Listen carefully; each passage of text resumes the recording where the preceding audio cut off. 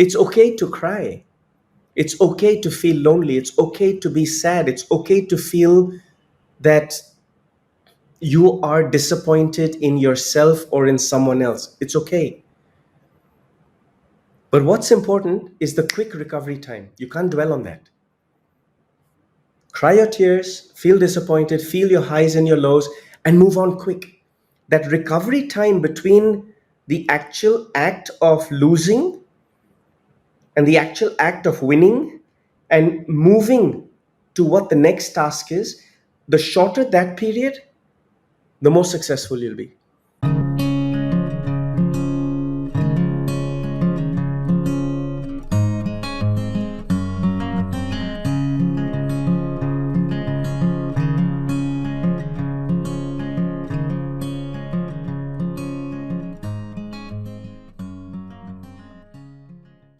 Hello and welcome everyone. I am Vishal Khandelwal and this is the 1% Show. This show is an open ended exploration into the minds of the best and the wisest people around to help us learn to think, invest, and live each day a little, even as little as 1% better. You can learn more at vishalkhandelwal.com and safalniveshak.com. My guest today is Leander Paes, the Indian tennis legend, widely regarded as one of the greatest doubles players in tennis history.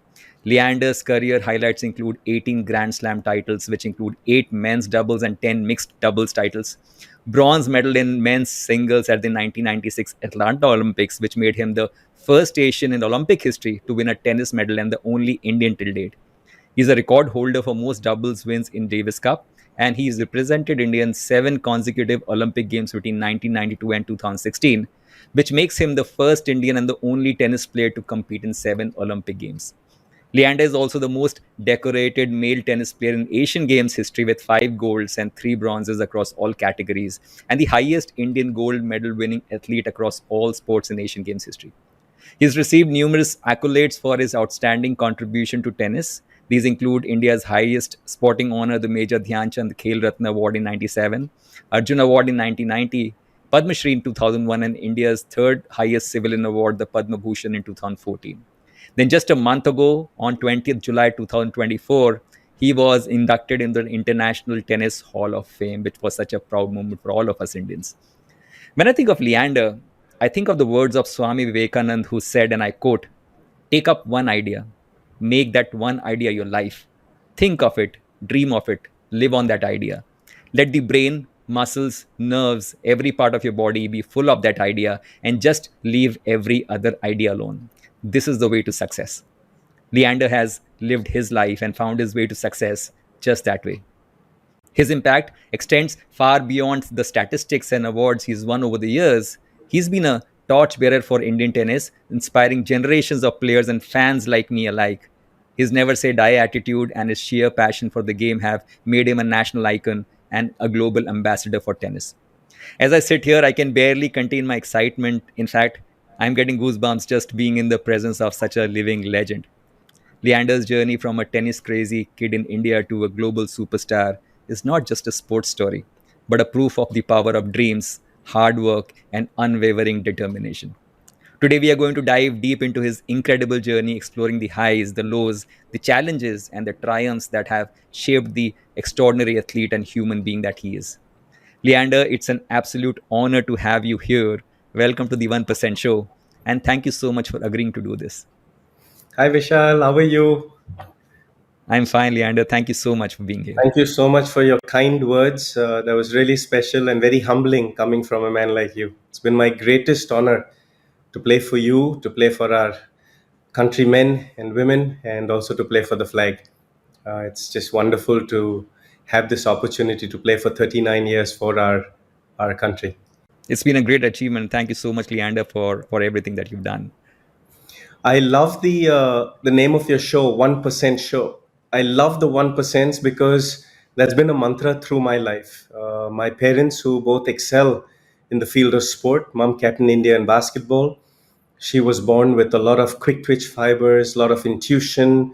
She was a born leader, and she was lightning fast. A lot of my genetic talents come from my mom. My father, on the other hand, he was 6'3", center half of the Indian 1972 Munich Olympic team. every I dotted, every T crossed, because apart from being an Olympic champion, he was also a doctor of medicine. He was a surgeon. So, in that, growing up to these genetics, I was taught all too well about the 1%.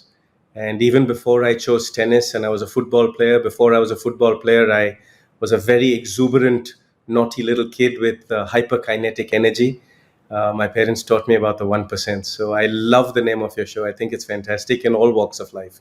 Thank you so much, Leander. I have a question on the 1% that you have built up over a period of time and that has compounded for you for the benefit of us all fans and for the benefit of the game of tennis over the past few years. So I have that question. I'll get back to that. Uh, First question, I was going through your website, and one of the first things I read is where you write, life is a lot like tennis. You need to put your goals on the sidelines and focus on how to deal with what is at hand. Please explain. I think that when you're born into legacy, as a young boy, there was tremendous pressure to live up to that legacy of family. In that, having two parents the way I did, both were supremely talented at their individual fields, and both those fields were team sport. Both those fields were playing for the country. Both those fields uh, gave my parents opportunities to meet probably 2,000 people every single day. I learned under them, I watched them, I studied them, and I wanted to emulate both my heroes. I wanted to be better than all the trophy showcases that they had. I wanted to do them proud. And in that, I remember the conversations on the dining table always being about human excellence, to use the human mind, the body, and the emotions, and to encompass that together in a wonderful concoction of balance of all three of those. Sometimes the mind works a bit more than the body. Sometimes, because of the sport I chose as an individual profession, the body works more than the mind.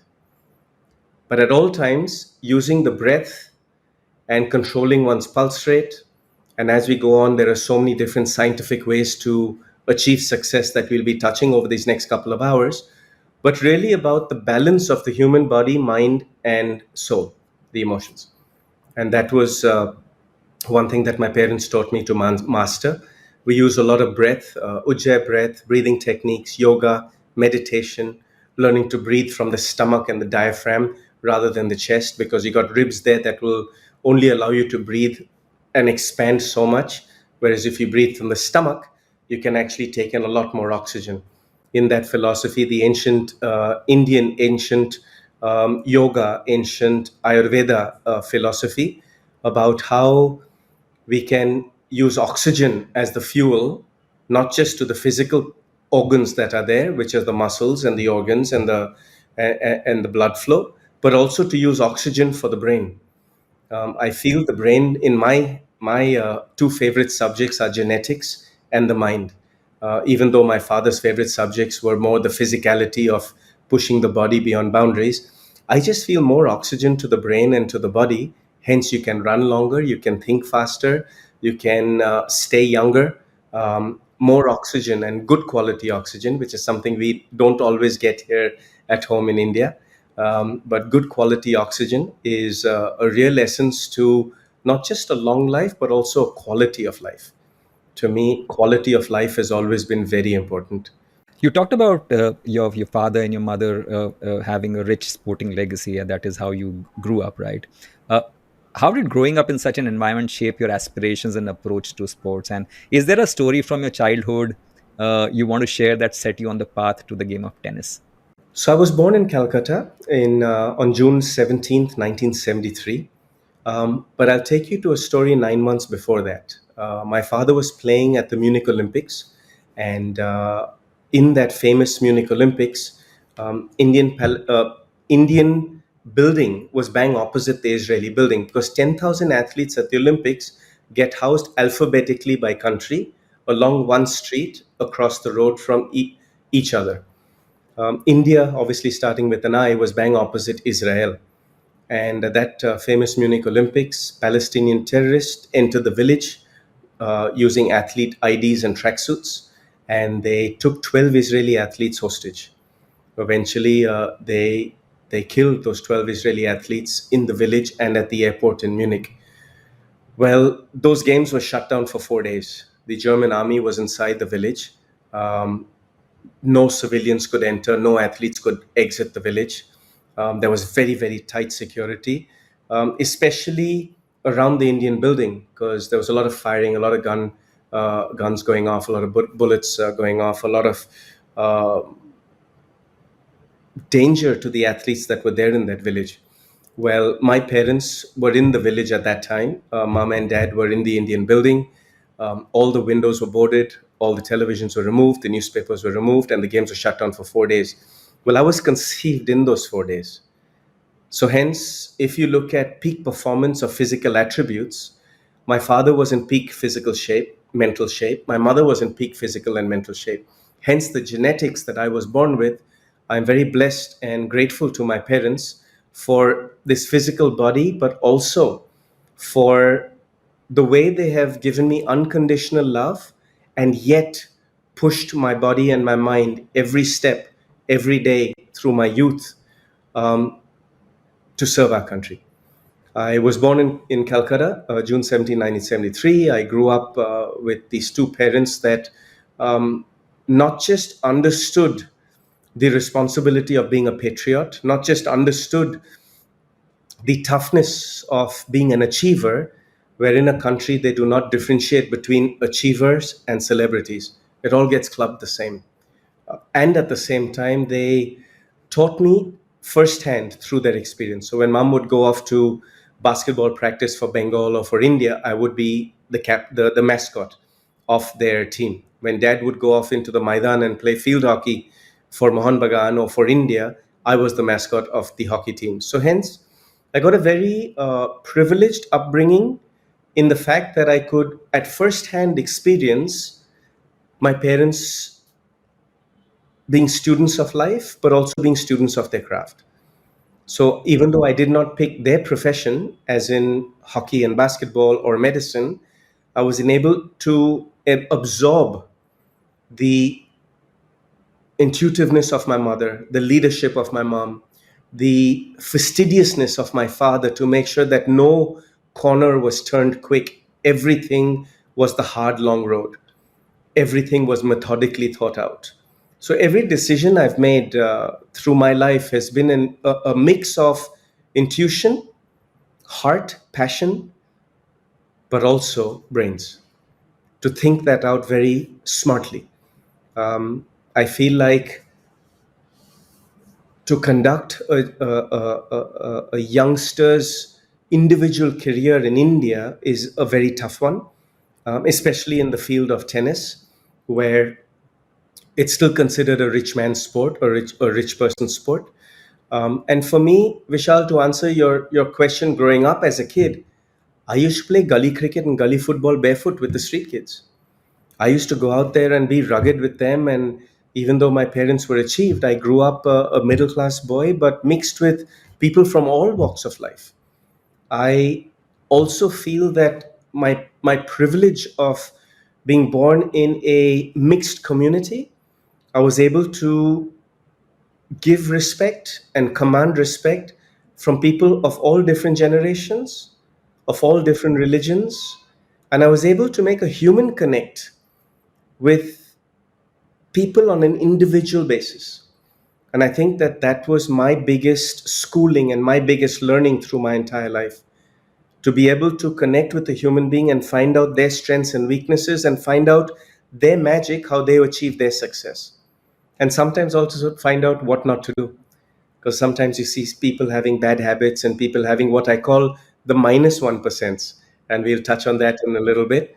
But I feel that this 1% is a beautiful thing, because growing up here in India, in Calcutta, there were so many great advantages, as I just spelled out, being born into this family. So I feel very lucky to be born into the Pace family. Wonderful. You said that you wanted to become a football player and you played football, I think, at a great level as well. Then you move to tennis. India is a country, we understand, where cricket has always dominated the sporting landscape. So, what drew you to tennis specifically, and how did you find your way through the challenges of pursuing a sport that is less popular in the country and expensive one during your earlier years? So I was born with these big, massive legs, very strong, hyperkinetic energy, really fast. And in that, I grew up to also a Bengali mother in Calcutta and a Portuguese Goan father. And hence, football came very naturally to me. I used to juggle my football through the classroom at school and get punished for it. I used to juggle my football all around the building, and the football was always at my feet. And I felt that that was a very clever learning that my father did, because he not only got eye hand coordination working, but he also got the brain and eye feet coordination working. And I think that most Indian athletes are very cerebral. We Indians are very intellectual. We're great with math, we're great with business, we're great with the mind. But when it comes to brain and eye coordination with the legs, I think that's something that only a few of us have. And I feel that the future generations of Indians who want to achieve on the sporting global stage, the physicality needs to be able to match those of the Westerner, those of the Germans or the Australians or the Americans. And a lot of that comes from the brain and eye coordination with the legs, to make sure that the legs are always in the right position. So, hence, the rest of the body can react to whatever sport you're doing. I feel like we would do very well as a nation to um, focus on the 1% of our daily lifestyle. So those add up into the positives and hence get the better quality of life. Modern medicine is always pushing the boundaries of longevity of life, but I think quality of life is what our families try to work on. So, coming back to the question which I asked, what put you in tennis, right? So, it's an expensive sport. I'm sure it was an expensive sport that time as well. And you did not come from a family of tennis players, right? So, what really led you to that, to the charm of tennis? Football was my first passion. I grew up here playing with the Indian under 14 team. In that, I captained the team. I played center half, center forward. My dream was to come out of a World Cup underground locker room into a big stadium like we have here at Eden Gardens or Salt Lake, and have 110,000 people chanting India, India. I went to a European football academy when I was 11 years old, and I spent 7 months there. And I was selected for the under 17 playing 11 at the age of 11 years. In that, they asked me one thing, to give up my Indian passport and take a Spanish Catalan passport so I could play for that club. I thought it was fair enough, Vishal, what they were asking for, because they were going to invest millions of dollars into my career. They were going to invest a lot of coaching, a lot of housing, a lot of trainers spending their quality time to build me up as an athlete. And just as they did with Lionel Messi and they did with so many other youngsters coming up, they did not want me to play for another country, let alone another team. And in that, that was not my legacy. So, to answer your question, I gave up football and I came back to Calcutta. And I asked my father at dinner one day, and I said, "What do you think?" And he said, I think you are crazy for giving up your passion. We in the family have always lived by our passion, and we've always respected each individual's passion and supported it. So, since your passion was football, I sent you to Europe. Because in India, football in the 80s, in the early 80s, was not so big. Even today, we struggle to qualify for the World Cup or the Asian Games. So then he said, "What else are you going to do?" And from the dining table, I looked to my right, because I always sat on my father's right. So when I looked to my right, through the doors of the dining room, I looked into the living room and I saw my Uncle Basil's picture in the living room. And he was wearing a Fred Perry sweater and he had three tennis rackets in his hand. And my intuition played out. And as an 11-year-old boy, I said tennis. And my father laughed at me for 6 minutes. And for a young 11-year-old kid, when your parents laugh at you for that long, it seems like an eternity. To which I said to him, "Find me the best tennis academy and give me 52 weeks to see if I can do it." And at the end of 1 year, I will let you know if tennis is the thing. Otherwise, we switch to the next sport. I was still young enough, Vishal, to switch from football to tennis. And even if I felt that after those 52 weeks, tennis was not the gig, I am very blessed as an athlete. I can adapt to things very quick as a human being. So I felt even if it wasn't tennis, then I had enough time to pick the next sport, whether it was cricket or whether it was badminton or whether it was, hockey or anything else. But I knew at that point, at the age of 11, I was very clear in my mind that my passion was to play for Atiranga. My passion was to play for a billion plus people. And not just to play, but also to emulate my father in winning an Olympic medal. And I felt it in the deep, hard core of my soul that I could win India its first individual medal after Mr. Yadav did. So I felt that to prove that we Indians could be world beaters in an individual profession was something that was my calling. Um, don't ask me how I knew that at the age of 11, but I just did. I think by what you said, right? That you chose, probably you picked up tennis because just because you saw that photograph of your uncle holding three tennis rackets right across your living room. And so many things that happen to us in life are pure serendipity, right? We don't plan for things, but things happen. So probably that is what destiny is all about, right? We are supposed to take a path that we have no idea about, and when we start walking on that path, we find we reach goals that we never thought we are going to reach, right? So yeah, you've reached the kind of goals, I'm sure, even then at 11, with all the determination, probably you never thought, but it has turned out to be such a great journey, and I'm sure also a journey of significant not just growth as a sports person, but also personal growth, and a journey of self discovery, right? So my question is, how has tennis, so the game shaped you as a person? What are some of the biggest life lessons you've learned through your journey in the sport? I think you said something beautiful there because tennis was never my number one sport. Even till today, it's not my favorite sport. I think it's one of the most difficult sports in the world. I think it is one of the most competitive sports in the world because you got athletes from Auckland, New Zealand to Machu Picchu, Peru playing. And a lot of the Eastern European athletes who are so rugged, who come from countries that have massive football academies, they go to other sports other than football, and a lot of them end up in tennis. So you got a lot of the Russians, you got a lot of the Serbians, the Croats. You've got that whole Eastern European bloc that they're just phenomenally rugged human being because a lot of them are war-torn countries they come from, and they're very hungry and they don't let anybody take their lunch money. So the competitiveness of tennis is very hard globally. I feel like having chosen tennis, hence I had to excel at it. I feel it's very important. Um, as you rightly said there, it's so beautiful that sometimes we are on a path in life that we have chosen, and new opportunities come to us. And it's very important to stay in the moment to recognize those new opportunities. Because I feel that opportunity comes knocking on the door very rarely to most people, whereas some of us create opportunities. Where it's very important to continue your animal instincts, to be aware at all times, to use your intuition, to use your gut feel, to use your mental aptitude, because we Indians are very strong with our cerebral thinking. It's very important to keep those alive. As much as we're conditioned into thinking certain ways, it's very important to match the intelligence along with intuition, along with passion. And that's one thing I always encourage youngsters to do, is to always be aware of your surroundings and always be aware of where you are and how life is playing itself to you.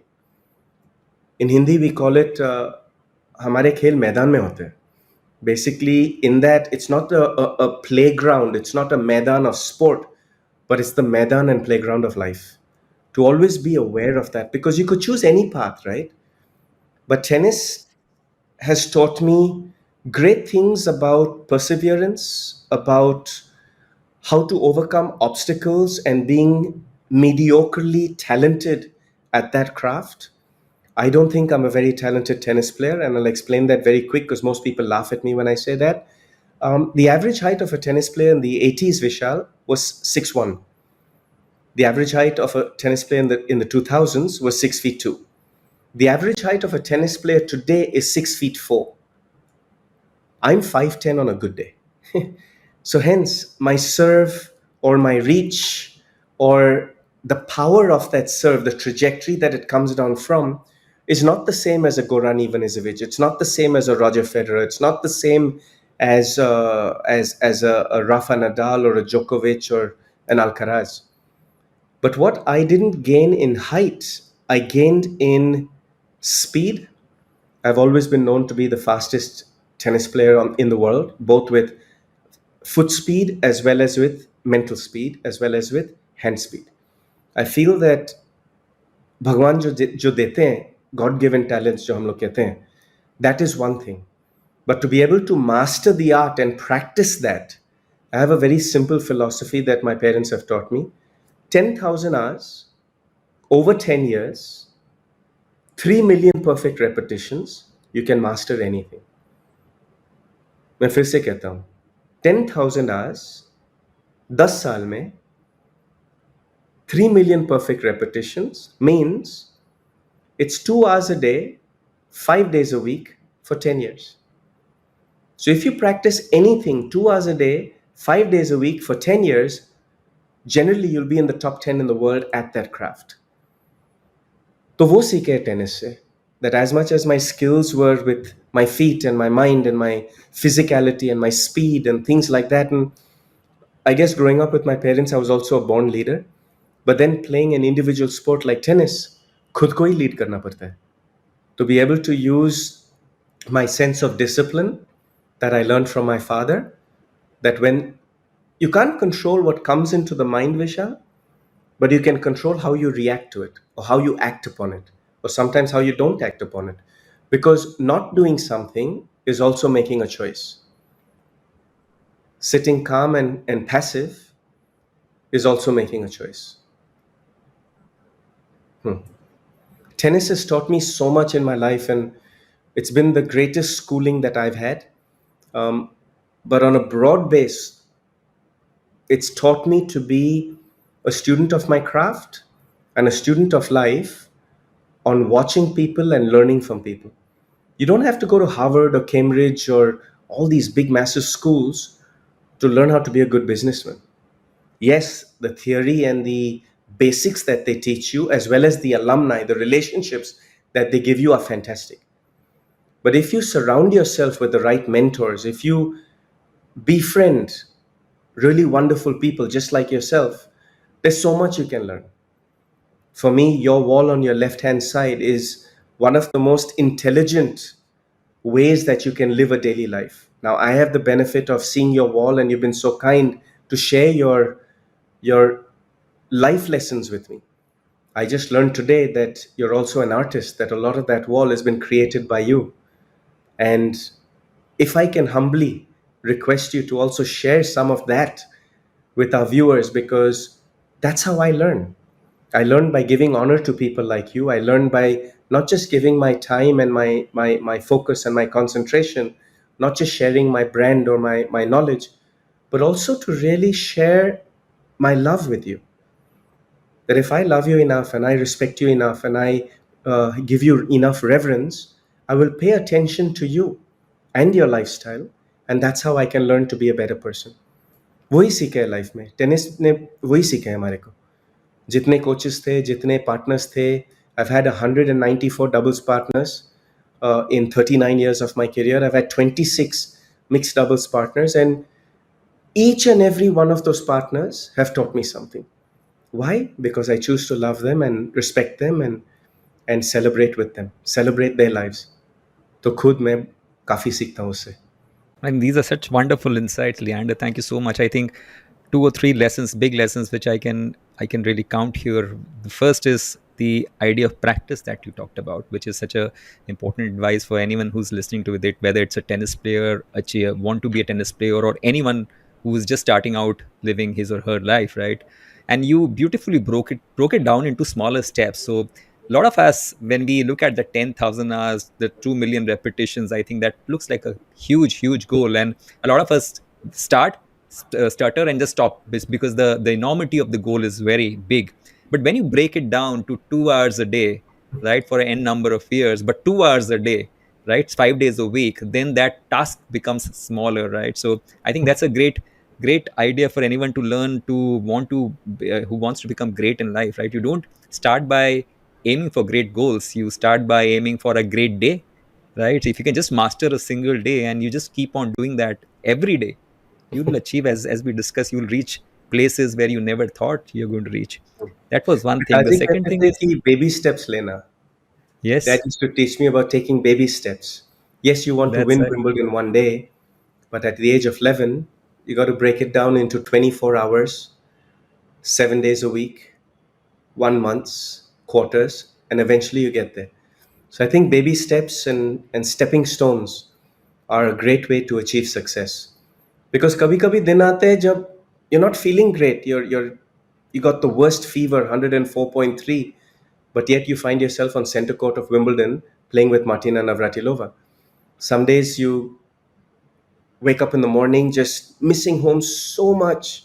खाली दाल चावल खाने का है mummy का हाथ का दाल चावल खाली वही चाहिए मेरे को. पास्ता नहीं चाहिए, सुशी नहीं चाहिए, फैंसी खाना नहीं चाहिए, खाली मम्मी का हाथ का खाना चाहिए मेरे को. अपना पलंग में सोना चाहिए, बस दिल वही चाहता है. But you're sitting in Buenos Aires, Argentina. How? So break it down by small steps, little steps. For food, I used to always carry achar. I used to always carry certain things that are special and favorable to my palate. I always listen to Kishore Kumar's songs, make me feel at home. Amitabh Bachchan's songs and his movie Sholay. I've watched Sholay 109 times. Can recite every dialogue of it. मेरे को लगते थे कि वहाँ पे वो लोग Latin music सुनते हैं, वहाँ पे हेवी मेटल सुनते हैं, वहाँ पे रॉक एंड रोल सुनते हैं. मगर मेरे को कभी कभी घर का याद आता है. और उस मुश्किल दिन पे जब घर से इतना दूर है, so then you watch a Sholay or you play a Kishore Kumar and you feel like, all right, I feel at home. तो कभी कभी Carrying India everywhere. Ji. Continue, Leander. No, it's very nostalgic because you brought me back to some of the learnings as a young boy, and the young boy kind of came up just now, and I I'd like to thank him for all the years of hardships that he went through, having to sleep in locker rooms because he didn't have money for hotels, or was also too shy to ask the Australians or the Germans or the Spaniards if I can share a room with them. So hence I would befriend the locker room attendant, and generally they would take me in and look after me, and it taught me to respect a locker room attendant and a king just the same. They're just another human being, and if you can treat both just the same, you can achieve a success in life. Because whether it's the king or whether it's the locker room attendant, दोनों इंसान ही है. दोनों का strengths है, दोनों का weaknesses है. They all have strengths and weaknesses. But if you connect with the human being, then as an athlete who has befriended a Bill Gates, I can go to him and ask him to guide me on how to invest my money smarter. Or as an athlete, I can also give respect to that Mali who prepared the Davis Cup court for me when I beat Goran Ivanisevic in 1995 in Delhi in 5.5 sets in really tough conditions in September. I feel that for me, my biggest learning in life is to give respect and command respect. Because not always, also, Vishal, you find people who reciprocate. Not always do you have people who are always wanting the best for you. Not always people who are honest or clean and there for you. And in those minus 1%, you either got to learn to walk away from it and not waste time, or I've got to learn how to control my emotions and my reactions to the negativities of life. वो भी बहुत सीखे हैं tennis से. कभी कभी लोग आपका अच्छाई नहीं चाहते थे. They wanted to either take your tricks and implement it themselves. They wanted to, make sure your racket strings were not at the tension you wanted, so they would do things to it, or at the same time, bring a negative or a toxic energy around you. And it's very important in this modern life where my parents would meet 2,000 people a day. Today, when I travel through airports and stadiums and sports arenas, I'm meeting 20,000 people a day at minimum. So it's very important to utilize the same 24 hours that everyone's given in a day and the same 365 days that everyone's given in a year, to utilize that well. So in the 80 years that we live our life, we've led it the way we want to live it. Choose your lifestyle, choose your people, choose your environment wisely, because that's eventually who you become.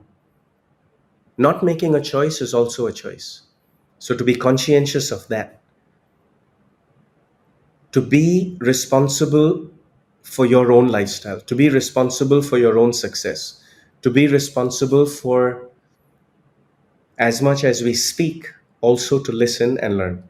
That's so true. I think before we started recording, you talked about Rudyard Kipling's poem, which is kept behind you, if I see it right, right, and you've I think lived that poem, right? You've been the man that he says, who's lived through the triumphs and disasters and treated those imposters alike, right? You've been through those periods of surrounding yourself with good people, kind people across the world, and also the negativities, and you've come out a winner out of all that. So you've actually lived that, Leander. So I'm and especially want to thank you, given the fact that you've chosen to spend your precious time with me on this show. So I'm really heartfully thankful to you to do that. So thank you so Now, much. my glasses are at arm's reach, and if you like, I can quickly grab my glasses because there are a few um, lines in this poem that Rudyard Kipling wrote, and he wrote it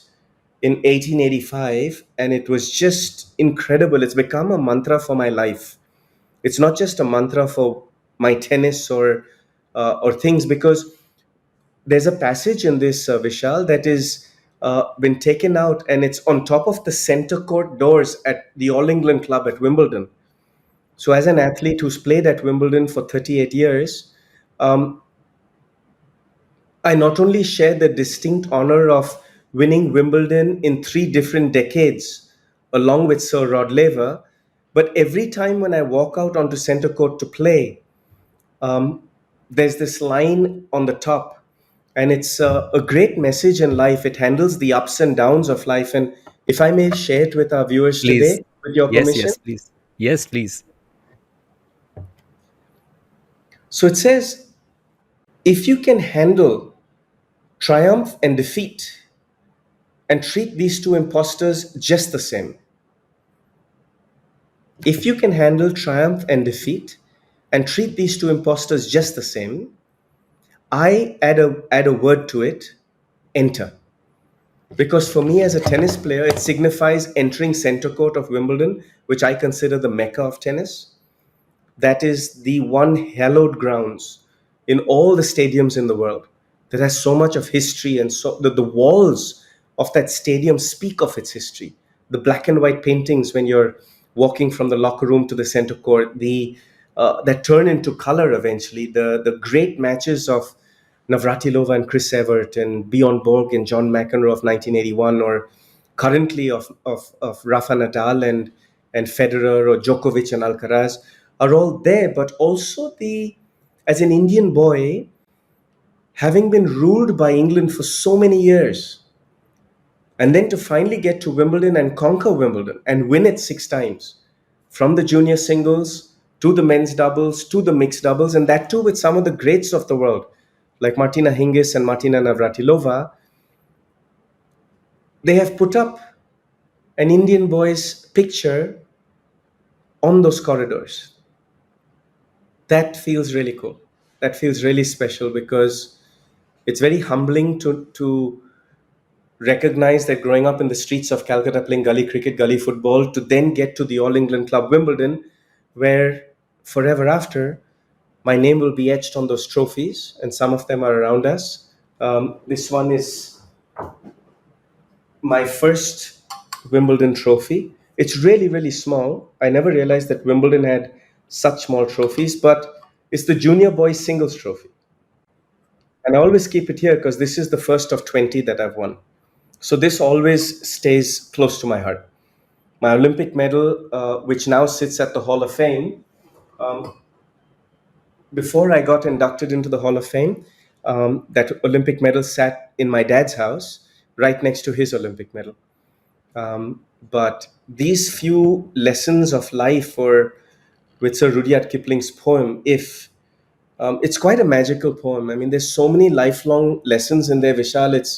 It's quite amazing. You know, it says, the first line of it itself, it says, if you can keep your head when all about you are losing theirs, if you can keep your head when all about you are losing theirs, can you imagine anger management, gussa? It's one of the greatest lessons in my life.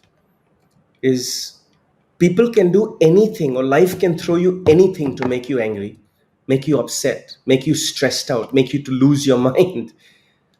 But if you can pause, breathe, lower your heart rate, collect yourself, that's how winning is done. Anger never gets around anything good. It never brings anything good.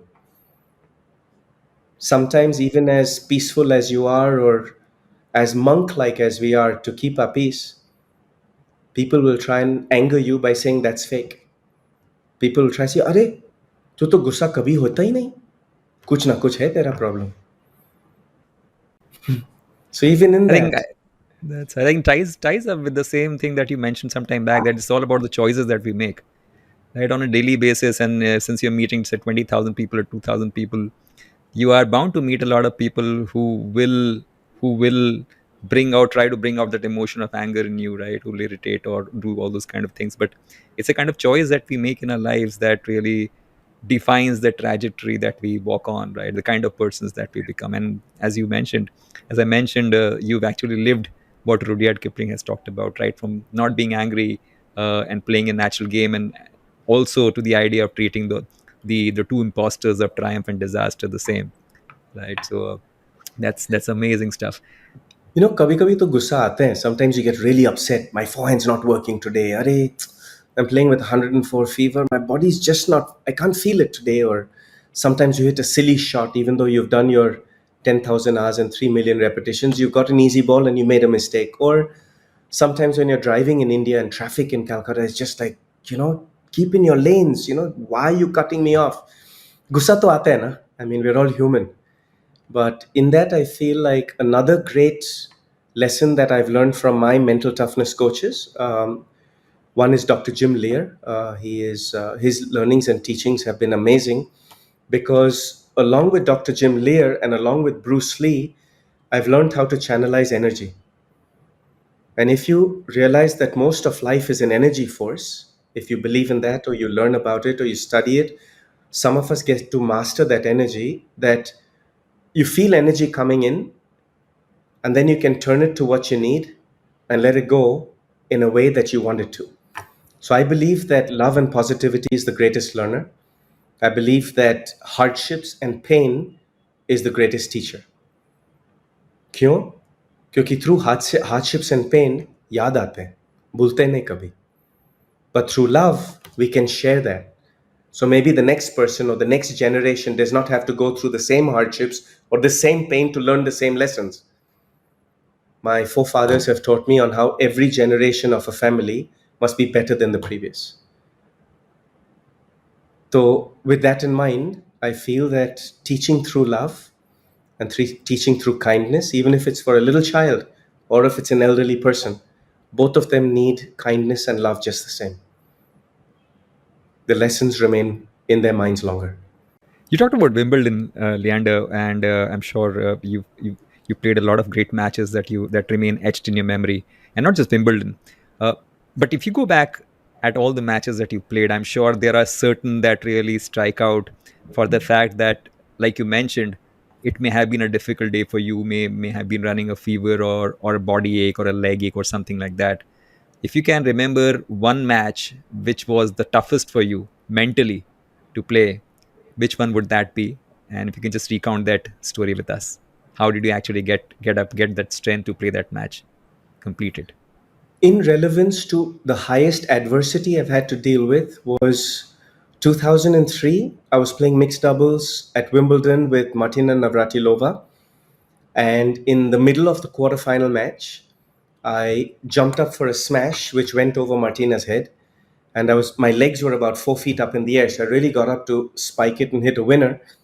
And I blacked out. I lost my eyesight. So I had the presence of mind when I came down on the ground. As soon as my feet hit the ground, I covered my head to protect it, and I came down and rolled on my back. Um, I knew that I was playing with 104.3 fever.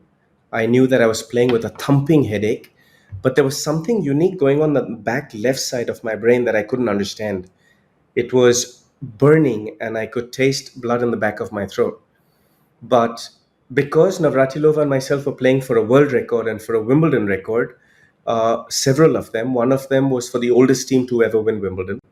Two was for Martina playing to equal Billie Jean King's Wimbledon record of the most number of Grand Slams won, 21 Wimbledon titles. That being said, my passion and my discipline kept me on the court playing. But when I fell, obviously I could not see. So Navratilova came up and picked me up and took me to the side of the court onto the chair. And most of the crowd at that time, Vishal, thought we were playing a prank. I've been known to be quite lighthearted. I've been known to be a prankster. I've been known to have a lot of fun when I play tennis. I've been known to entertain the crowd. So when I was doing light-hearted humor, most of the time people enjoyed the entertainment of tennis, not just the fact that we are trying to earn a living. But at that stage, they didn't realize that I was in trouble. So Dr. Tudor Miles came onto the side of the court and he said, "What's happened?" I said, "I can't see." And he goes, "What do you mean you can't see?" I said, "I can't see." So he basically was doing these one, two, threes in front of my face. And I'm like, "Doc, I can't see." So it makes no sense how many fingers you put in front of me. And at that point, they did some things where my sight came back. But Dr. Tudor Miles said, "Lee, if that's, you shouldn't be playing. It's dangerous." So I said, "Let's do one thing. On the scoreboard, I'm up a set in 4-2. I need literally 7-8 minutes to finish this match. Please sit here. Let me play. And after we're done, you can take me to the hospital and do whatever tests you want." So he was kind enough to believe me. He sat on the side. We won the match in 6-7 minutes later. And then after that, he took me to the Wimbledon hospital and they detected a tumor in the left occipital region of my brain, which explained why I was feeling this burning sensation and thumping headache and why I was tasting blood in my throat. Um, in England, they diagnosed me as a tumor. We had won the quarterfinal match. So doctor had given me a bunch of medicines and a few things that I had a really bad sore throat. So he gave me some medication for that, gave me medication for fever. Cut a long story short, Vishal, I played the semifinals with his permission and we won Wimbledon on Sunday on the 4th of July that year in 2003. But on the very next morning, after being a Wimbledon champ and creating these world records, I went back to my training base in Florida. And I was sitting at home in breakfast and we were eating some porridge. And I lost my sight again. So I went to the hospital with my coach who drove the car and drove me there and did another MRI. And they put me into the MD Anderson Cancer Research Center and diagnosed me with a cancerous tumor. 6 weeks later, they had done 31 MRIs, 30 CT scans, 5 biopsies. If you can see, there's one there, there's one here, there's one on my arm there, there's one on my forearm here, and one on the top there. And they still, after 6 weeks of all these biopsies and 31 MRIs and CT scans and blood work and things, they couldn't figure out what it was. Why? Because I was wrongly diagnosed for cancer and wrongly treated for cancer when Dr. B.S. Singhal at the Bombay Hospital here in Mumbai, and Dr. Malton Vaughn, who is from Paris, from France. He's the head of all of sport medicine in Roland Garros. They came together, and through the MRIs and CT scans and biopsies, they diagnosed me with neurocystic sarcosis, which is a kira. It's basically a bacteria, and it is a bacteria that you get from normally pork meat, which I don't eat, sushi, which obviously I love, and also from green leafy vegetables. So when I came back, when they diagnosed me with that, they sent the antidote over. I had to take it for 6 weeks.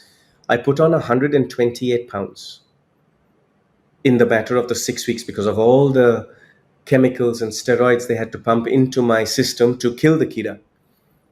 And then it took me all in all about 4 months in the hospital and 3 months recovery after that to come back and play my fourth Olympics in Athens.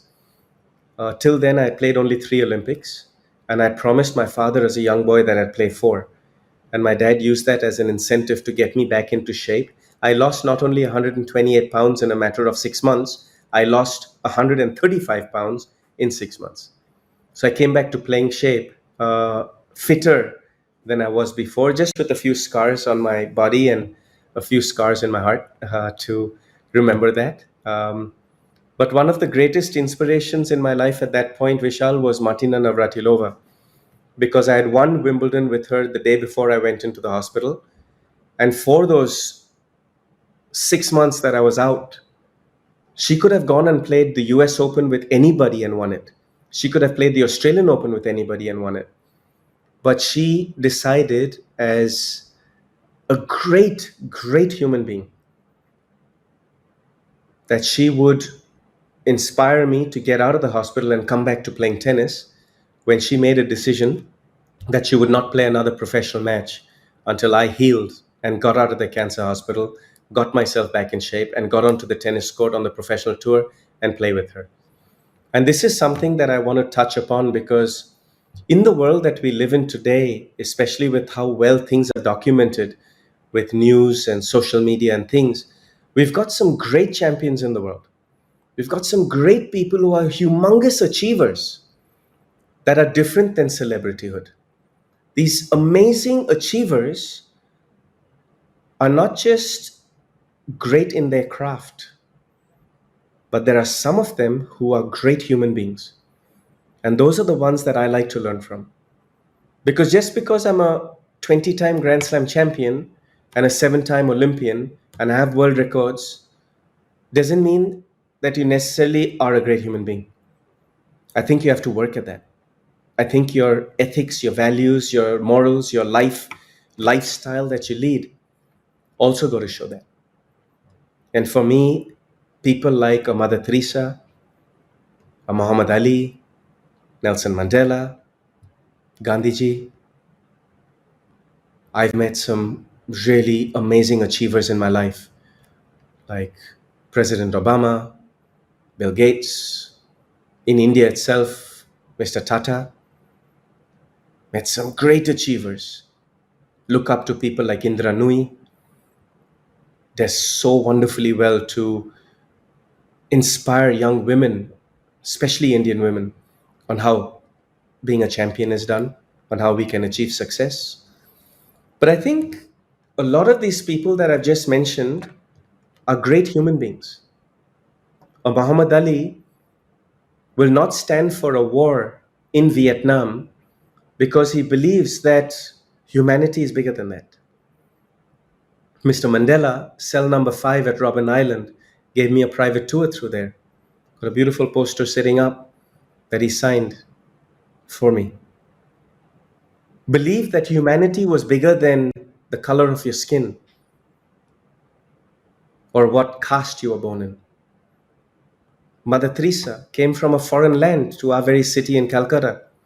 She's a godmother of mine. Taught me on how helping people and empathy and compassion and goodness and love will always, always outdo the dark side of the world. And for few of us who can feel the dark side of the world as well, our daily lifestyle is a depiction of how much empathy, compassion, love, and what we feel for humankind, on how to make the world a better place. I just want to end this segment of what we're talking about that it's so important today, Vishal, to inspire youth to do good things and to help and give people around the world a lift me up. I call it a lift me up, but it's basically using your broad shoulders to give people more opportunity, a better opportunity than they have. Why? Because the world's in a vulnerable place. We got wars breaking out all around the world, like Ukraine, Russia, Gaza Strip, Israel, China, on all the borders of India. We got a lot of danger in the world. I'm not even getting into conversations of human trafficking and big pharma and all those other things. Today, I could sit here and tell you that close to about 400,000 passports of young boys who are aspiring young footballers in Europe get turned over day in and day out. But for our youngsters in the world, it's very, very important to give them inspiration and to give them opportunity so that they can be the best that they can, to empower them to earn a living, to empower them to teach them skills, vocation skills, not just sport always, but any sort of vocational skills to put a roof over their head, to put food on their table, to put clothes on their back, and most importantly, to get them off the streets.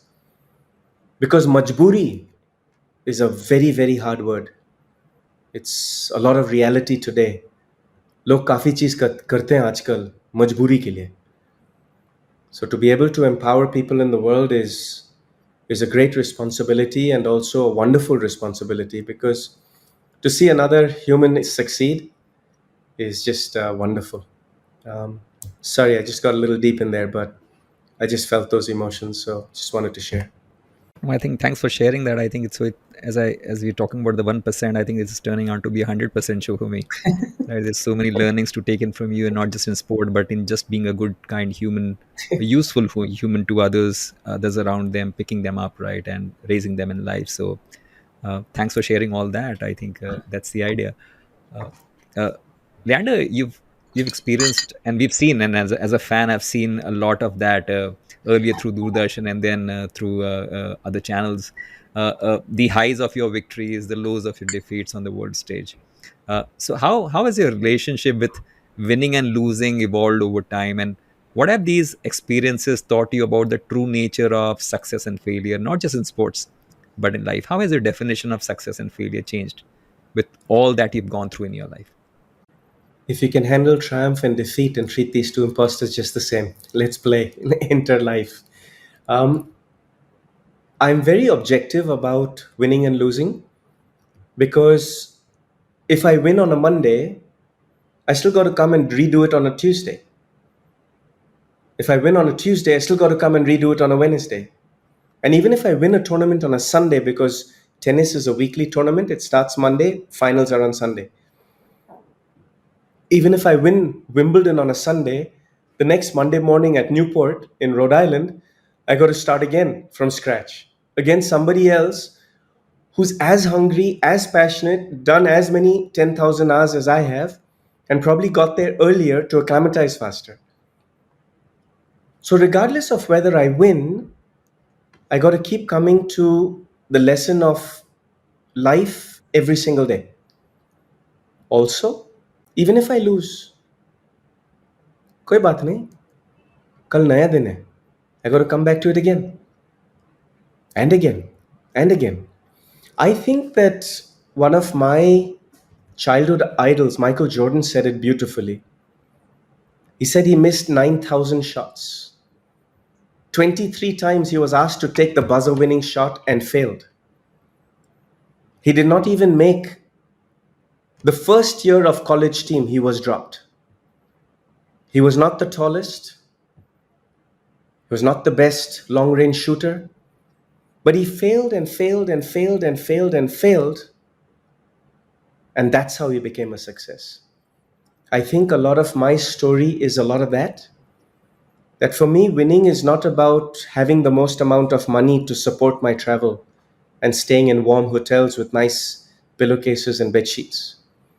It's not about having great sponsorships where I had millions of dollars to support my equipment or my entourage or have a trainer, a physio, a doctor, a tennis coach, a manager all travel at the same time that they are today. It's not about winning constantly. Vishal, I have lost 74.3% of every tennis match I've played in 39 years. I know if I took those ratios to a bank, I wouldn't get a loan. But in that, I'm lucky I don't need a loan. I'm lucky that I've used my expertise to surround myself with the right people, that regardless of whether I won or I lost, every morning that I woke up, I tried to get myself better every single day. If I look at this vast body of work over 39 years, where I left home at the age of 11, I retired at the age of 48. And if you look at this big body of work that there is, I just tried to put one brick into the foundations of this career every single day. And some days I found that some bricks fell off because I forgot the lessons. I had to come back and put them on again. And some days I was too unwell or so burnt out that I could not work on the house. But when I rejuvenated myself, I also came back and worked on the house again. I think sometimes it's very important also to learn from wins and losses that there is a thing called doing too much. There is a thing called burnout. There is a thing called mental fatigue. And there is definitely a thing of called recovery time. I think that most people in life keep on working and working and working and working to achieve their goals. And yes, some of us can take more pain than others. That's one of the reasons I'm a success. I can take more emotional pain, more mental losses, and more physical pain than most people on the planet. That's how I win. I can take more rejection than most people on the planet, and that's how I win. But I think there's something important about also putting some maram on your emotional needs. I think it's also protecting your emotional needs. Because so far today, we've talked about in the last hour and 5 minutes about the physical and the mental aspects. But I'd like to delve a little bit more into the human emotions. It's okay to cry. It's okay to feel lonely. It's okay to be sad. It's okay to feel that you are disappointed in yourself or in someone else. It's okay. But what's important is the quick recovery time. You can't dwell on that. Cry your tears, feel disappointed, feel your highs and your lows, and move on quick. That recovery time between the actual act of losing and the actual act of winning and moving to what the next task is, the shorter that period, the more successful you'll be. Because if I sat back on being junior Wimbledon champion in 1990, I would have lost out on 19 other Grand Slams I've won. If I sat back on my Arjuna Award, I would have lost out on my Padma Bhushan and Padma Shri. If today, as a 51-year-old, I sit back on all my laurels, and no one would point a finger in the fact that I've earned my day in the sun or my day on the beach or my day to relax and take it easy. But if I rest on those laurels, as much as your achievement, and I'm talking about winning here now, no matter how much you win, don't rest on it. Because life is really short. If we are lucky and we are blessed we get 75 quality years to work. And in that time, there are different compartments of life, and it's important to recognize that and plan that out. But now at 51, my passion in life is to use all my family's legacy of knowledge and sports science and how to build champions physically, mentally, and emotionally. And through the education system of sport, my passion is to inspire 250 million children across the world to play sport. The next time we chat, I'll talk to you about why 250 million. It's simple math.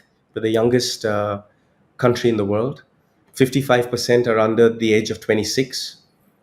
55% of 1.4 billion, you're generally looking at about 750,000. Let me rephrase that, 745 million kids approximately under the age of 26. 80% of that is under the age of 18, which means all of them got to go to school. And when they go to school, they do physical education 3 times a week. और जो हम करते थे in school at PE, 1, 2, 3, 4, 5, 6, 7, 8. I don't know how we are building Olympic champions doing that. It beats me. But instead, to share about eye hand coordination, brain feet coordination, to share about how to brain map muscle memory and mental memory. If you play with fire, you will get burnt.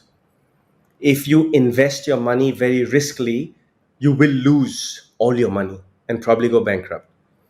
If you surround yourself with people, on the other hand, as good people with good quality of life, good habits, good thoughts, positivity, love, gratitude, empathy, and also intelligence and reverence, to name a few adjectives that are positive things.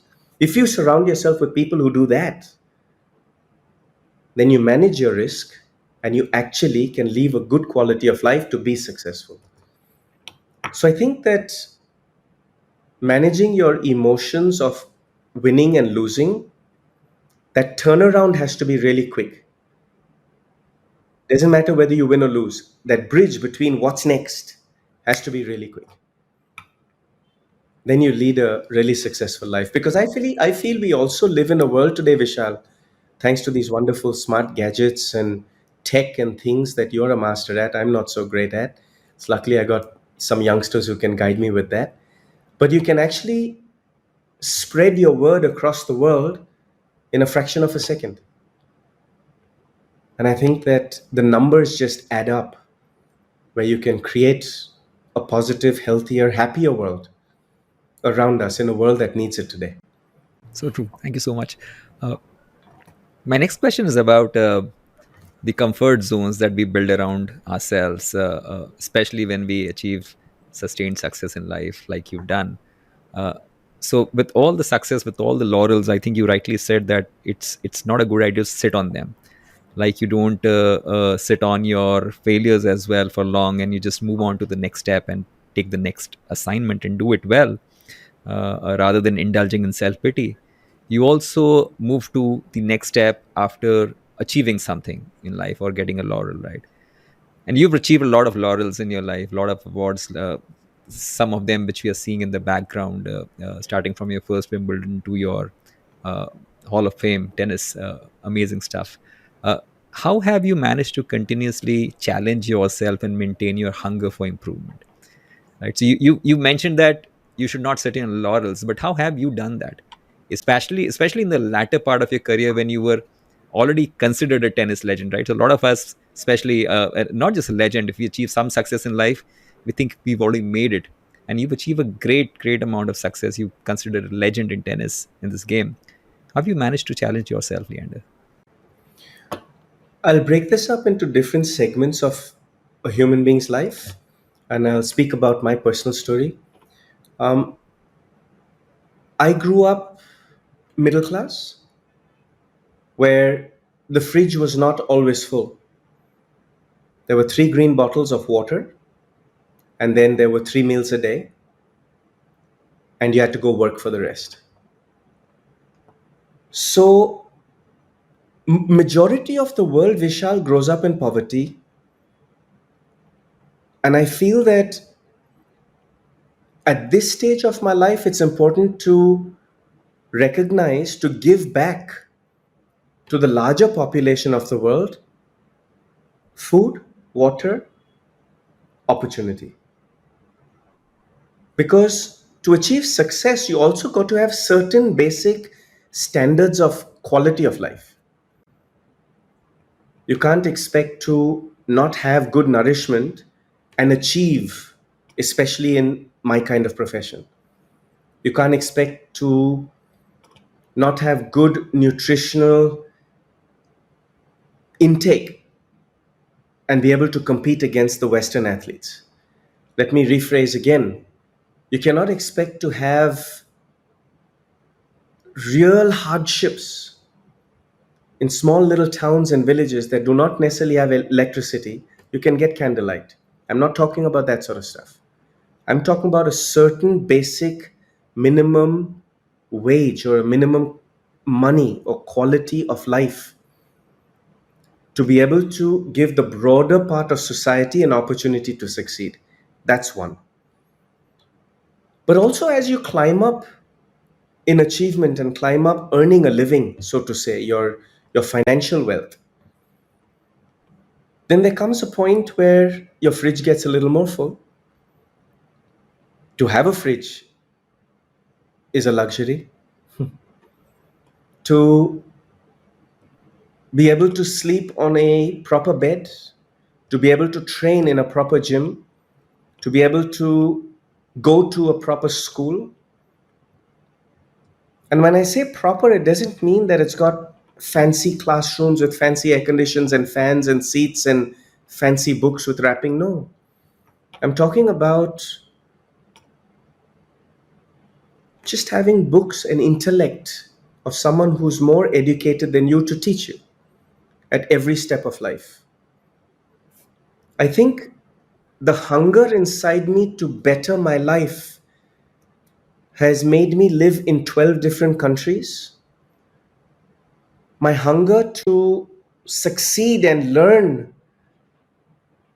my craft has also made me live and travel by trains in New York City, Melbourne, Australia, Medellin, Colombia, Singapore, Calcutta, Chennai, Bombay, Florida. But in New York, when I lived as a 17, 18, 19-year-old, in 1991, in the third week of November, height of winter, I would take a 2.5 hour train ride, take the Metro North into Grand Central Station, run over to Penn Station in the snow, take the Long Island Railroad to Port Washington, just to be able to train for 9 hours and then take the 2.5 hour train ride back. A lot of the times on the evening train ride, I'd fall asleep. But the reason I specifically choose this story is because today I have a scar just underneath my left chest. Well, it's on my left chest. I got mugged in New York in the third week of November 1991. And I was at Grand Central Station, and a homeless man came after me with a broken bottle. And all he wanted was my tennis shoes because they were colorful. And while I was grappling with him to get my shoes back, he sliced me on my chest. So I had 23 stitches here. I got stitched on the side of the road on 42nd Street. And the reason I bring up this in this question, because today the world is a tough place. It's very important to keep our children safe. So certain decisions and a certain environment, in creating a certain environment, is very important to keep our children safe. Not like the 60s, 70s, 80s, and 1990s when one had to go through those dangers. I also feel that one of the ways that people like myself can better the quality of achievers and the number of successful stories from India is by spreading the knowledge within India. Because not all our children can afford to go to college in America or college in England or studies in Australia or Singapore or even from Bombay to Delhi or from Bhubaneswar to Calcutta or from Raurkela to Delhi. You know, not many of our population from the rural areas can come to these big metros to better their lives.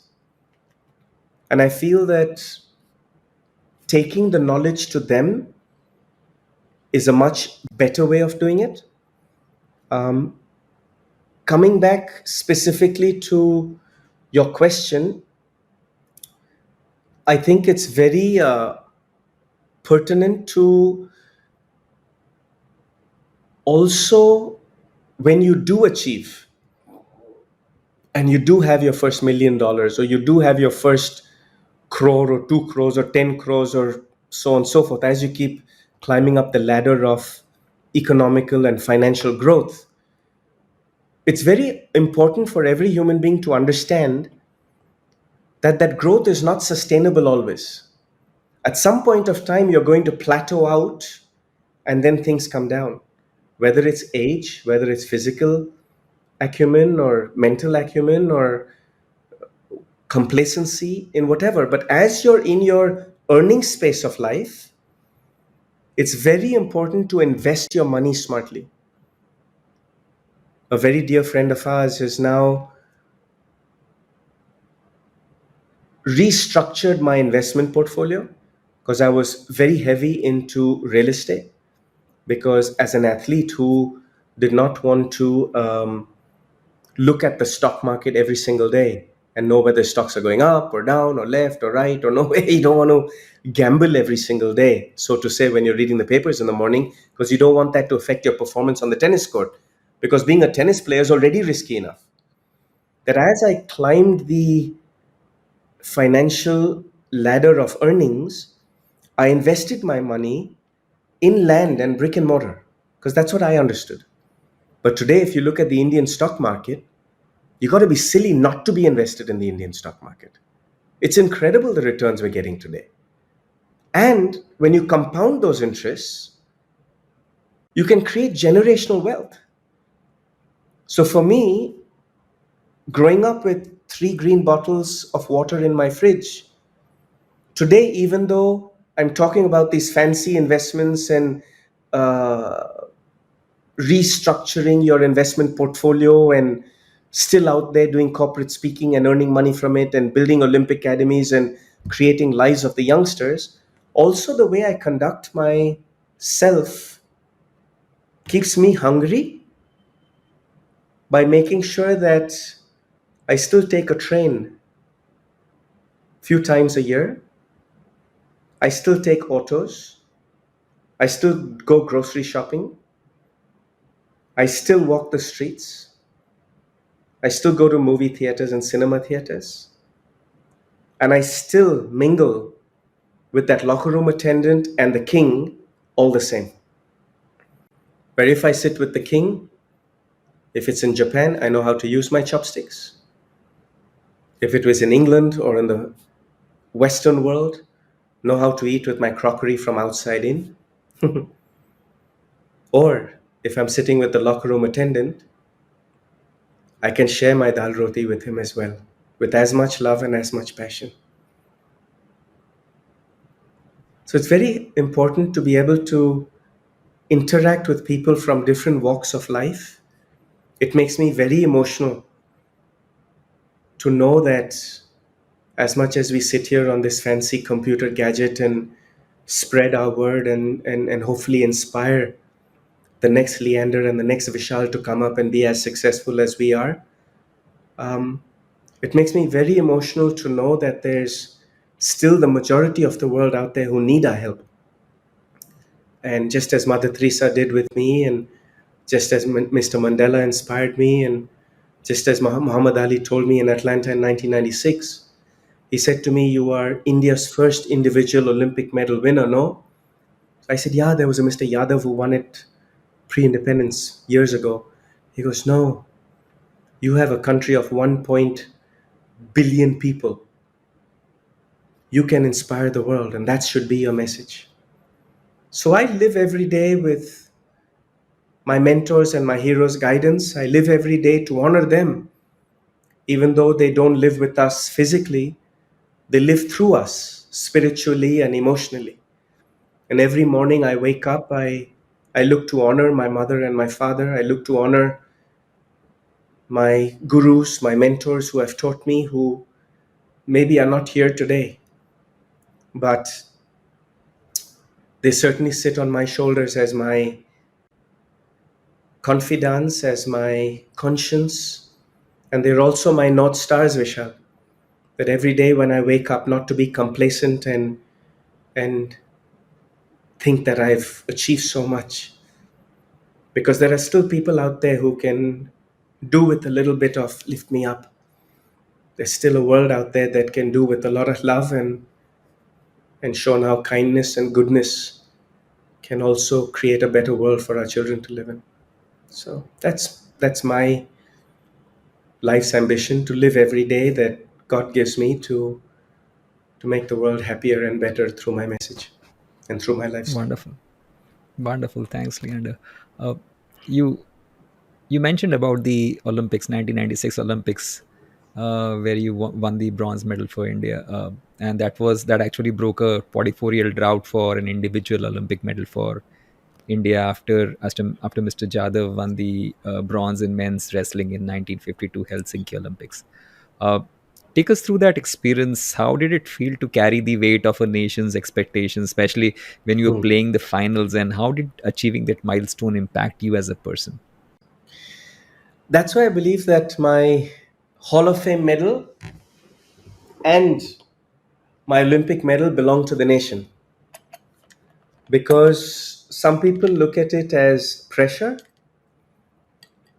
I looked at 1.4 plus billion people's energy and support as wind within my wings. So this Hall of Fame medal took me 40 plus years to earn. And it's the first International Tennis Hall of Fame medal won by an Asian male athlete in the player category. First Asian male to win that. But it's got 1.4 billion plus Indians' names on it. Because even though it's the class of 2024, there have been forefathers of ours, there have been gurus, mentors of ours, and there's a whole nation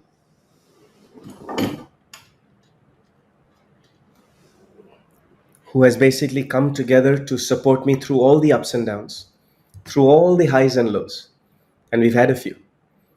But the love and the respect and the support and the Lee Chalo, or the chanting in stadiums, or the just sheer reverence when I go grocery shopping and when I walk into the streets and I play it down and stay humble and keep it very natural. On the love that people share with me is quite incredible. And I think it's quite incredible because I differentiate between being a celebrity and being an achiever. They're two very different things. And I think that every human being is a human being.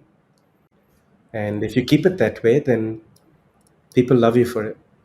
And yeah, I've never felt pressure in my entire life. I am blessed to be brought up to two parents who handle pressure on a daily basis, handle the media on a daily basis, handle the tabloids and the social societies, boxing and norms on a daily basis. And yes, we all grow up in a very traditional culture and very traditional ways of life in India, some more than others. But I think when we send all our kids abroad to learn and enhance their education and craft, we must also be aware to accept their worldly knowledge, their eyes being opened to what the world's all about. I think it's very important to, at a young age, have parents who can guide you on what your legacy is. Very important at a young age to have mentors who can guide you on, after 60, 70, 80 years, what do you want to be known for? What do you want to achieve? Because on a little bit of a spiritual level, Vishal, we come into this world alone. नंगा आते हैं इस दुनिया में, and we leave this world alone. नंगा भी जाते हैं.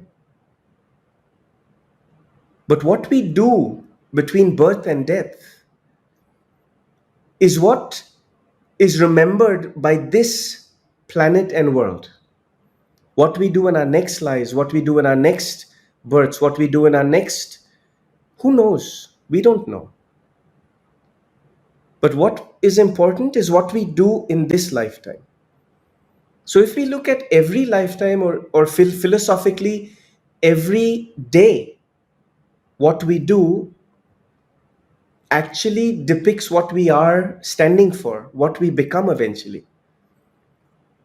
So I feel that it's very important to have great parenting, to be able to guide our youth, to have great mentorship, to be able to guide our youth and create a safe, happy environment, loving environment, but yet push the boundaries physically, mentally, and emotionally to achieve success. Because success to one human being could be survival, whereas success to you and me could be how many lives can we impact. And success to the next businessman could be how many billions of dollars can I earn. And all of them are clean, all of them are fine, all of them are real, all of them are good. I feel, Vishal, sometimes how you do things defines who you are. Mr. Mandela told me something really interesting. I had gone to South Africa for several years to play for Mr. Mandela and his children's fund, to raise money for the children's fund. And I did that through the Leander Paes Foundation. And in my many interactions with Madiba, I would ask him, I said, all your hardships in Robben Island at cell number 5, and by the way, he was the tennis champion at Robben Island. They had one concrete slab right next to the ocean front, and it was made of limestone. And on there, they would tie shoelaces to make a tennis net, or they would tie cord to make a tennis net. And with their socks and their clothes, they would put one sock into the other, into the other, into the other, and make a ball. And they would play with their hands. They would play tennis. And he was the tennis champion at Robben Island. And he would read so much and have discussions and interactions. And every time I went to meet him, every year, he would want to discuss about politics and India and economy and population and what he called minimum wage, which is what in the Western world we know as social security. And after all these amazing discussions, he would always end the evening with me when I'd give him a hug and give him a namaste and thank him for his time. When I'd be leaving, he'd always end in a way saying, Leander, I've never known a U-Haul to follow a hearse. What did that mean? That means I've never known a truck of wealth, jewels, clothes, shoes, food, any materialistic thing, a U-Haul, a truck full of materialistic things. I've never known that to follow a hearse, which is where when a soul departs, that body is taken for cremation or burial or rituals. And what he meant was that जो इस जिंदगी में करने का है आज से शुरू ही कर. No one is sure of how long they're going to live. And make the most of the life you're given. Because no one is sure how long you're going to live. Make the most of whatever span of life you have. Today, I have come back to Calcutta 2 years ago because my mother is in stage 4 cancer. My father is in his 18th year of Parkinson's. Both my sisters are abroad, one in California, one in Europe, looking after their families and children. And it's time for me to give back and come back and look after my parents. And I remember Madiba's words very carefully because I celebrate my parents every single day because I don't know how much time I will still have them. It's very important to really let people know how you feel about them. It's very important to take the initiative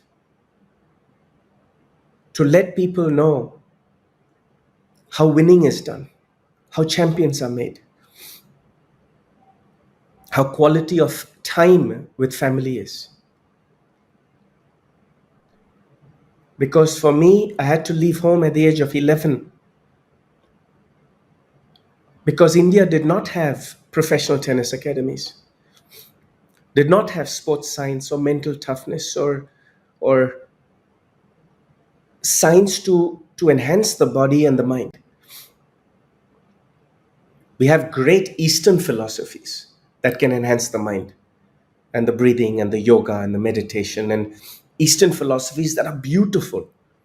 But the science of technicality of tennis and fitness, I had to leave at the age of 11. I returned at 48.